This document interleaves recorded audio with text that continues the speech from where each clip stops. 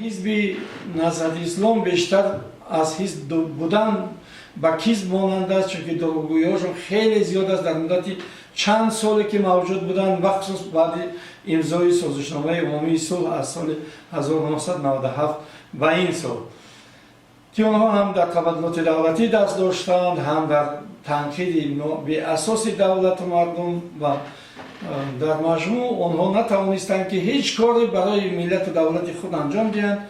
و البته ما این را اثبات کرده میتوانیم و هر راهی که نباشد. و سال گذشته هم در ورشو که ما بودیم، البته بحث های ما با محمدین کبیری با دیگر پیوندان اونا که در همجا دستگیری میکردن و حتی فش میگشتند و علیه مردم تاجیکستان اثبات کردند که آنها تشکیلات تروریستی هستند، اکستریمیستی هستند. و در ایران درس خواندند و در ایران باز 2000 نفر محض همین ها توصیه دادند، تیار نمودند و آنها را در آینده در جنگ ها استفاده کردنی هستند. آنها عامل میسازند برای زندگی خوب در بهشتی شهری که من میگویم اروپا، البته در ناخنک. یعنی که اونها نمیخواهند که دیگر شهری که سید عبدالله نوری میخواست آمده در دارالحرب در افغانستان به جنگ تیار بینند. اونها میخواهند که در جای آرام باشند، در بهشت این دنیایی باشند. اونها دیگر خودشان را برای بهشت آن دنیایی قربان کردنی نیستند.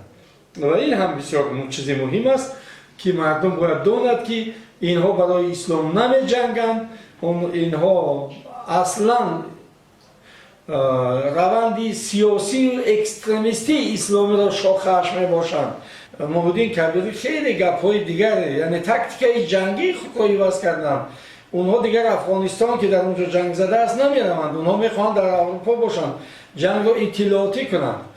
شاید به یک نقطه دیگر اونها دقت دهیم. فرض کردم رئیس اونها راهبر اونها محمدین کبیری خودش از اون بحثی که دادا جان عطاالله برای پیشنهاد کرد دست کشید و نتوانست که البته در جای واخران و با سوالهای دادا جان عطاالله که قریب با همه سیاستمداران سوال جواب میکند و بسیار گویم که نازکی های بسیار مناسبت ها را میکشاید، نخواستند بحث کنند و با همین برای مردم تاجیکستان هم واقعیت اصلی خودشان را بگویند.